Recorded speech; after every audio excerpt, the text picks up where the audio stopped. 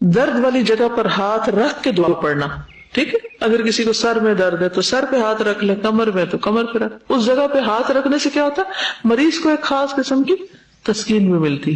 عثمان بن ابی العاص ثقفی رضی اللہ عنہ سے روایت ہے کہ انہوں نے رسول اللہ صلی اللہ علیہ وسلم سے درد کی شکایت کی جسے وہ اپنے جسم میں محسوس کرتے تھے جب سے وہ مسلمان ہوئے تھے. کوئی دن پیچھے پڑ گیا ہوگا کہ کیوں مسلمان ہو گیا اور ہمیں کیوں چھوڑ گیا. تو رسول اللہ صلی اللہ علیہ وسلم نے ان سے فرمایا, اپنا ہاتھ اس جگہ رکھو جہاں تم اپنے جسم میں درد محسوس کرتے ہو, اور 3 مرتبہ بسم اللہ کہو, اور 7 مرتبہ یہ پڑھو, اعوذ باللہ وقدرتہ من شر ما اجد واحاذر. تو خود کو دم کرنے کے لیے بھی درد والی جگہ پہ ہاتھ رکھ سکتے ہیں, اور اگر کوئی اور رکھ کے پڑھنا چاہے تو وہ بھی دم کر سکتا ہے اس طریقے سے. نرم بستر کمر کے درد کا باعث بنتا ہے کیونکہ کمر اور پشت کے عضلات ڈھیلے پڑ جاتے ہیں مسلس. اگر مسلسل نرم بستر استعمال کیا جائے تو درد بڑھتا ہی چلا جاتا ہے. ٹھیک ہے, ان چیزوں سے پرہیز کرنا چاہیے. جب انسان اپنے بستر کا انتخاب کرے تو اس میں بھی کانشیس ہو. پہلے لوگ چارپائیوں پہ سوتے تھے, روئی کے گدے ہوتے تھے, اب فوم کے بستروں پہ سوتے ہیں جو بالکل ہی ان نیچرل ہے. اس کا نقصان کیا ہو رہا ہے کہ انسان کا جو پوسچر ہے وہ ٹیڑھا ہو جاتا ہے, خراب ہو جاتا ہے, یعنی ایسی جگہوں پر پریشر پڑتا ہے جہاں نہیں پڑنا چاہیے. نبی صلی اللہ علیہ وسلم آرام کے لیے چمڑے کا بستر استعمال کرتے جس میں کھجور کی چھال بھری ہوتی. کتنا نیچرل. بیماری میں انسان اپنی عبادت جتنی ممکن ہو وہ کرتا رہے, اس کو نہ بھولے, نمازیں نہ چھوڑ کے بیٹھ جائیں. اس میں ہم دیکھتے ہیں نبی صلی اللہ علیہ وسلم نے اپنی بیماری میں حکم دیا کہ حضرت ابوبکر لوگوں کو نماز پڑھائیں. جب وہ لوگوں کو نماز پڑھانے لگے تو رسول اللہ صلی اللہ علیہ وسلم نے اس دوران ایک دفعہ اپنے آپ کو ذرا ہلکا محسوس کیا, اور اس وقت ابوبکر ابھی نماز پڑھا رہے تھے کہ آپ وہاں تشریف لے گئے. ابوبکر نے آپ کو دیکھا تو پیچھے ہٹنا چاہا, لیکن آپ نے اشارے سے ان کو اپنی جگہ پر رہنے کا حکم دیا. پھر آپ ابوبکر کے برابر ان کے پہلو میں بیٹھ گئے تو ابوبکر رسول اللہ صلی اللہ علیہ وسلم کی اقتداء کر رہے تھے اور لوگ ابوبکر کی پیروی کر رہے تھے. تو بیماری میں اللہ کا ذکر خوب کرتے رہیں. ایک بڑی خوبصورت حدیث ہے, یہ دعائیں ایپ میں نے یہ ڈلوا دی ہوئی ہے, یہ ذکر بھی. الغر ابو مسلم کہتے ہیں میں گواہی دیتا ہوں کہ ابو سعید اور ابو ہریرہ رضی اللہ عنہما نے گواہی دی کہ ان دونوں کی موجودگی میں رسول اللہ صلی اللہ علیہ وسلم نے فرمایا, جو لا الہ الا اللہ واللہ اکبر کہتا ہے تو اس کا رب اس کی تصدیق کرتا ہے اور کہتا ہے ہاں میرے سوا کوئی معبود برحق نہیں, میں ہی سب سے بڑا ہوں. جب وہ لا الہ الا اللہ وحدہ کہتا ہے تو اللہ تعالیٰ فرماتا ہے ہاں مجھ تنہا کے سوا کوئی معبود برحق نہیں. اور جب وہ لا الہ الا اللہ وحدہ لا شریک لہ کہتا ہے تو اللہ تعالیٰ کہتا ہے ہاں مجھ تنہا کے سوا کوئی معبود برحق نہیں اور میرا کوئی شریک نہیں. اور جب لا الہ الا اللہ لہ الملک و لہ الحمد کہتا ہے تو اللہ تعالیٰ کہتا ہے کہ ہاں کوئی معبود برحق نہیں مگر میں, میرے ہی لیے بادشاہت اور میرے ہی لیے حمد ہے. اور جب وہ لا الہ الا اللہ ولا حول ولا قوت الا باللہ کہتا ہے تو اللہ تعالیٰ فرماتے ہیں ہاں میرے سوا کوئی معبود نہیں اور گناہوں سے بچنے اور بھلے کام کی قوت نہیں مگر میری توفیق سے. آپ فرماتے تھے جو کوئی ان کلمات کو اپنی بیماری کی حالت میں کہے اور مر جائے تو اسے آگ نہیں کھائے گی. تو ہر بیمار کو یہ ذکر ضرور کرنا چاہیے. رسول اللہ صلی اللہ علیہ وسلم نے فرمایا جس نے یہ 5 کلمات کسی دن یا رات یا کسی مہینے میں پڑھے پھر اس میں اور وہ فوت ہو گیا تو اس کے گناہ معاف کر دیے جائیں گے. اور وہ کیا ہے؟ لا الہ الا اللہ واللہ اکبر, لا الہ الا اللہ وحدہ لا الہ الا اللہ ولا شریک لہ, لا الہ الا اللہ لہ الملک و لہ الحمد, لا الہ الا اللہ ولا حول ولا قوت الا باللہ. پھر استغفار کرنا, انسان اپنی بیماری میں توبہ استغفار کرتا رہے, درود شریف پڑھتا رہے کیونکہ اس سے رحمتیں آتی ہیں تو انشاءاللہ اللہ تعالیٰ اس کی مدد کرے گا. پھر یہ کہ بیماری کا علاج ضرور کروائے, یعنی مایوس ہو کے چھوڑ نہ دے کہ یہ لا علاج بیماری ہے تو فائدہ نہیں, یعنی جس طرح کا بھی ممکن ہو علاج کروائے.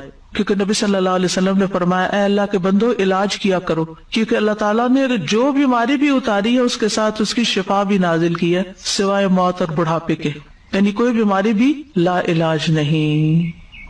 آپ فرما رہی ہیں نا کہ علاج کرنا ضروری ہے, مگر کبھی کبھی کچھ ایسا حالات ہو جاتے ہیں کہ انسان کی اتنی اولڈ ایج ہوتی ہے اور اس کا علاج جو ہوتا ہے وہ اتنا ڈیفیکلٹ ہوتا ہے تو کوئی نہیں کروانا چاہتا, تو اس دیٹ اوکے. اگر کسی علاج کے نتیجے میں زیادہ بڑی تکلیف کا امکان ہے تو پھر وہ علاج نہ کرایا جائے, کوئی آلٹرنیٹ تھراپی دیکھی جیسے کینسر ہو جاتا ہے کافی بڑی. جی, تو اس کا صرف ایک سرجری ہی علاج نہیں ہوتا, کچھ اور چیزیں بھی. سادہ جی وہ کیمو سے بھی منع کر دیتے ہیں, کوئی حرج نہیں. سرجری سے بھی منع کر دیتے ہیں. جی کوئی حرج نہیں. اس میں پھر یہ کہ آلٹرنیٹ تھراپیز ہوتی ہیں جو پین کو یا تکلیف کو کم کرے, یعنی کوئی نہ کوئی ہیلا چارہ, کوئی فزیکل تھراپی, کوئی اور چیز جو کسی طرح ایز کرے بیمار کو. Basically they give some sedatives اور things like that کہ ٹھیک ہے کہ اس کو پین ریلیف. ہاں, اور اس کے ساتھ انسان دعا کرے, ذکر اذکار جب تک اللہ نے زندگی رکھی ہے. جیسے سیڈیٹیو بھی تو پھر ایک علاج ہی ہے نا ایک طرح سے. اس جی جی وہ پین کلرز دیتے ہیں بیسیکلی. جی وہ کہتے ہیں کہ جتنا چھیڑیں گے اتنی زیادہ تکلیف. بالکل. تو اللہ تعالیٰ نے کوئی بیماری ایسی نہیں پیدا کی کہ جس کا علاج پیدا نہ کیا ہو. علاج کرنا چاہیے, علاج کرتے رہنا چاہیے. اور بڑھاپے کا علاج نہیں ہے یہ. دیکھیں نا, آپ کہہ رہے ہیں کہ اتنے بڑھاپے میں جا کے اگر ایسی کوئی بیماری ہو جاتی ہے تو پھر اس کا واقعی علاج نہیں ہوتا اور صرف اس کی تکلیف کو ہی کم کرنے کی طرف توجہ ہوتی ہے. یہ تو نبی صلی اللہ علیہ وسلم نے خود بھی فرما دیا. اور یہ بھی یاد رکھنا چاہیے کہ دوا سے شفا اللہ کے اذن سے ہی ہوتی ہے, انسان کے ہاتھ میں نہیں. دوا کے اندر کچھ نہیں ہے, دوا اللہ کے اذن سے ہی شفا دیتی ہے. ایک بندے کو وہی فائدہ دیتی چیز, دوسرے کے اوپر اثر ہی نہیں کرتی. اور پھر یہ کہ صرف میڈیسن ہی نہیں بلکہ اللہ کے کلام سے بھی شفا حاصل کرنی چاہیے. اگر کوئی ایسا بیمار ہے جو سرجری نہیں کروا سکتا, کیمو نہیں لے سکتا, لیکن اس کے اوپر دم وغیرہ مسلسل کیا جا سکتا ہے, تو یہ بھی ایک علاج کا ذریعہ ہے, کیونکہ اللہ کے کلام میں شفا ہے. قل هو للذین آمنوا ھدی وشفاء. نہ صرف یہ کہ جسمانی بیماریوں کا بلکہ روحانی بیماریوں کا. شفاء لما فی الصدور. پھر سنت سے علاج. انبیاء کو قلبی اور روحانی ادویات دی گئی جو فائدہ دیتی ہے. بعض بیماریاں ایسی ہیں کہ جو ڈاکٹروں کی پہنچ سے باہر ہوتی ہیں, ان کو پتہ ہی نہیں ہوتا کہ بیماری کیا ہے اور اس کا علاج بھی نہیں کر سکتے, وہ جانتے نہیں ہوتے. تو ایسی صورت میں خاص طور پر جو وحی کے ذریعے ہمیں ملا ہے اس کے ذریعے علاج کرنا فائدہ دیتا ہے, اور وہ بھی کروانا چاہیے, یعنی روحانی علاج جس کو کہتے ہیں. کیونکہ اللہ کے سوا کوئی نہیں جانتا کہ اس بیماری کا کاز کیا ہے, تو ڈاکٹرز کو جب تک کاز سمجھ نہیں آتی تو وہ علاج کیسے کریں. وہ اپنی عقل سے اس تکلیف کو دور کرنے کے لیے کچھ نہ کچھ دیتے رہتے ہیں, لیکن بعضوں کو صرف وقتی آرام آتا ہے اور پھر تکلیف بڑھ جاتی ہے, یا آرام آتا بھی نہیں ہے. ابھی آج ہی کسی نے مجھے ذکر کیا کہ انہوں نے شوگر کی دوا دی اور وہ دوا ایسی تھی کہ اس سے کڈنی جو ہے وہ متاثر ہو گئی, تو اس کو بھی کوئی خاص آرام نہیں آیا اور ساتھ ایک اور آرگن جو ہے وہ بھی ڈیمیج ہو گیا. تو یہ صورت بھی بعض اوقات ہوتی ہے. تو انسانی کوششیں اب بھی انسانی جسم کو سمجھنے میں ناکام ہے کہ یہ کس طرح ورک کرتا ہے. جتنا بھی ہوا ہے الحمدللہ فائدہ بھی بہت ہے, بیماریاں دور بھی ہوتی ہیں, لیکن پھر بھی مکمل کمپلیٹ علم انسانوں کے پاس نہیں ہے. وہی الہی کے ذریعے جو اللہ نے کلام اتارا ہے, جب اللہ نے فرما دیا کہ اس میں شفا ہے تو قرآن سے شفا حاصل کرنی چاہیے. کل مجھ سے کسی نے اپنا تجربہ شیئر کیا, 65+ ہیں وہ بھی ماشاءاللہ, تو وہ کہنے لگی کہ میں کسی دوا پر نہیں ہوں, مجھے کسی قسم کی دوا کی ضرورت نہیں ہوتی, نہ کوئی وٹامن نہ کچھ. میں نے کہا کیا راز ہے؟ کہتی کہ میں روزانہ کا جو قرآن پڑھتی ہوں ساتھ ہی پانی رکھ لیتی ہوں, اس پہ دم کرتی ہوں اور وہ روز پی لیتی ہوں, میری ساری چیزیں اسی سے ٹھیک ہوتی. سبحان اللہ, یقین کی بات ہے نا, یقین کی بات ہے. ورنہ آپ دیکھیں کہ جو جو عمر بڑھتی جاتی ہے دوائیوں کی تعداد بڑھتی جاتی, ڈوز بڑھتی جاتی, کیونکہ یہ یقین ہے کہ قرآن شفا ہے. اللہ تعالیٰ نے فرما دیا ہے کہ وَنُنَزِّلُ مِنَ الْقُرْآنِ مَا هُوَ شِفَاءٌ وَرَحْمَةٌ, شفا بھی ہے رحمت بھی ہے.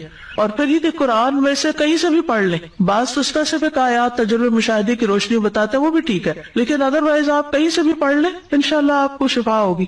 اور اگر آپ روز یہی پریکٹس شروع کرتے ہیں کہ جب قرآن پڑھنے لگے اپنا پانی پاس رکھ لیں, اونچی آواز سے تلاوت کریں, اور پھر وہ پانی کے اندر وہ جو آپ کی قرآن کی آیات کا اثرات ہیں وہ جائیں گے اور وہی پی لیں, اور وہ آپ کے کان بھی سن رہے ہیں, آپ کا جسم بھی سن رہا ہے, اور پانی بھی آپ کے اندر وہی گیا ہے, تو انشاءاللہ شفا ہوگی. پھر اسی طرح حجامہ کرانا, کپنگ, کیونکہ نبی صلی اللہ علیہ وسلم نے اس کے بارے میں تلقین کی ہے. اور جب آپ معراج پر گئے تھے تو جس فرشتوں کے گروہ سے ملے تو انہوں نے یہ کہا کہ اپنی امت کو حجامہ کرانے کا حکم دے, اور اس میں الحمدللہ بہت فائدہ بھی ہوتا ہے. کئی ایسی لا علاج بیماریاں جو کسی دوا سے نہیں جاتی وہ حجامہ سے چلی جاتی ہیں. پھر کلونجی ہے, کلونجی کا بھی ہے کہ بعض اوقات لوگ کہتے ہیں ہمیں یہ سمجھ نہیں آتی کتنی کا ہے کتنی نہیں.